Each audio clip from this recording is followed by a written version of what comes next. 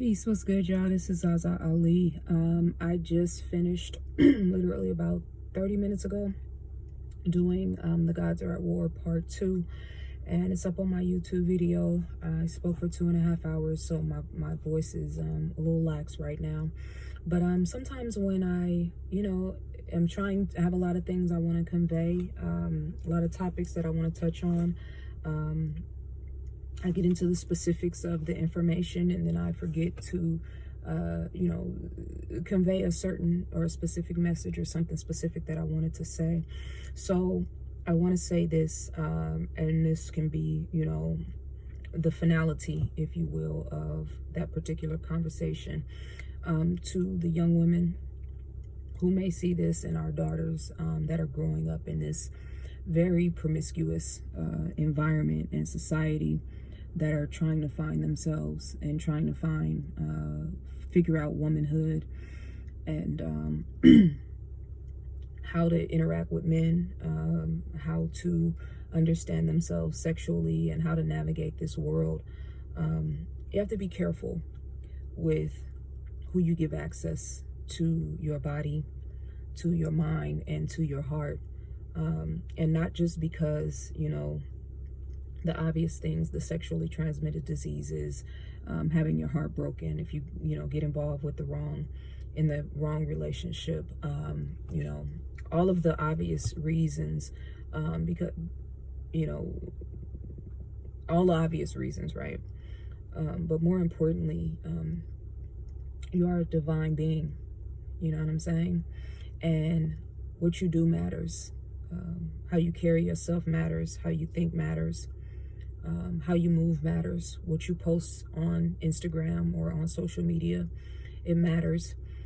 Genghis Khan, there's a quote in Genghis Khan's book, and I usually quote it on social media. I don't have my books with me to quote it verbatim, but it's something to the effect of, if a woman, it's talking about, how a woman can know that she's involved with the right man or she attracts the right type of king. And he basically says that if a woman maintains a certain reputation within her nation, and carries herself with a certain level of respect and dignity, and demands and commands respect based on her mind, that the only thing that she can attract is a king or a man that will honor and that will elevate her from those positions. And it's a very powerful statement. It's a very powerful quote. But I really want to emphasize specifically to young women, start being more mindful of your reputation and how you carry yourself. What are you known for in your community? What are you known for with your friends? What are you known for with the men or the relationships that you come across? Because that is going to set the tone for the type of woman that you become. We live in an environment now where women are being judged specifically based on sexuality and how they look.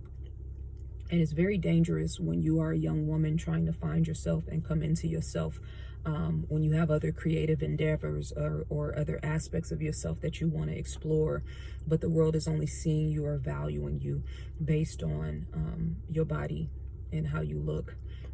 So I just really wanted to, kind of sum the conversation up with some love, with some positive energy, and to let you guys know that, women like me and just all of us women in general, because we've gone through the mistakes that we've made, because we've had the life experience that has, forged us through the fire, single parent households, making mistakes through friendships, attracting energy vampires and people that, that sabotage us or mean us harm,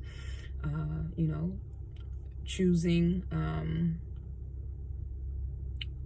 to stay in positions that keep us stuck, opposed to stepping out on faith and leaping for the life that we actually desire. Using our language to attract things that are only going to attract negativity towards us, vibrating purely from a sexual space and attracting men that only want to, use us sexually.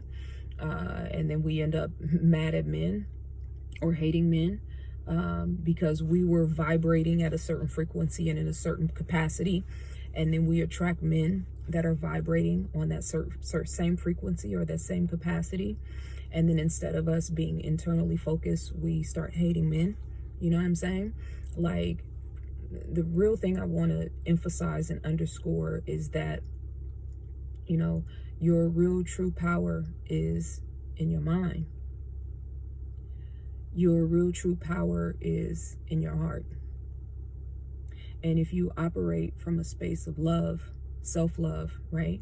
And when you operate from a space of self-love, you are not engaging people that keep you stuck in drama or gossip or negativity. When you are operating from a space of love, you carry yourself in a way that attracts people to you that will love you authentically and genuinely. So the question that you have to ask yourself wherever you are right now is, do the people in my cipher value and appreciate me from a space of love, or from a space of usury, from a space of abuse? You know what I mean? Am I vibrating on a frequency that's going to attract good things to me, abundance to me, people that will value me in the way that I really want to be valued and see me for who I really am, and, you know, not what the world or my family is projecting onto me, what I could and what I should be.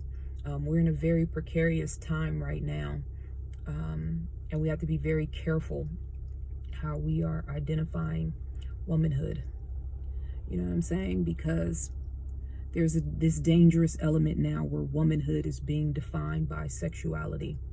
And when you live in a culture and in a civilization of ignorance, which we do, ignorance and darkness and fear-based consciousness, if the ignorance and the darkness and the fear-based consciousness is establishing that womanhood is being defined through sexuality, then that means that your sexual expressions of yourself, your sexual understanding of yourself, is only going to be met with men or partners or relationships that are rooted in darkness and fear-based consciousness and low frequencies. This is not Zaza-isms, right? This is spiritual law. This is universal law. And it is no respecter of persons, and it's not fair or unfair. It is universal law. And when you tap into the higher understanding yourself, it will work to your benefit, and you will attract love, and you will attract very high vibrational people and experiences.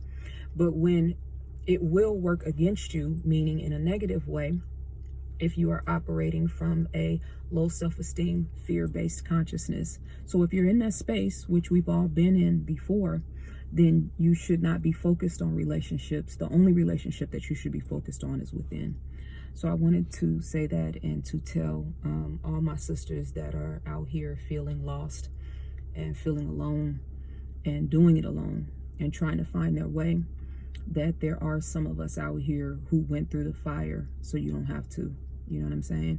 And that's what that video, the Gods Are at War Part 2, celebrity politics and celebrity games, that's the title of it. But I really went into the sexual exploitation of women, and women objectifying themselves, and how all of that is acclimated into the culture that we now find ourselves in. I also made a statement, you know, just in talking, that we have a man problem, and it's contextualized in the video, but I don't like the actual words that I used, even though if you watch the video it'll make perfect sense. I'm not one of those women that because of it was a conversation that I was, you know, talking about, but I'm not one of those women who blames men for anything. I don't blame men for anything. I don't blame anybody for anything. You know what I mean? And I know some beautiful, intelligent, righteous black men that 100% support me, that I love, and that I would do anything for, and I know would do anything for me. So I just wanted to say both of those things, because I'm all about clarity and making sure that I really convey and be balanced, you know, in what I'm trying to convey, so I can reach you in the heart chakra.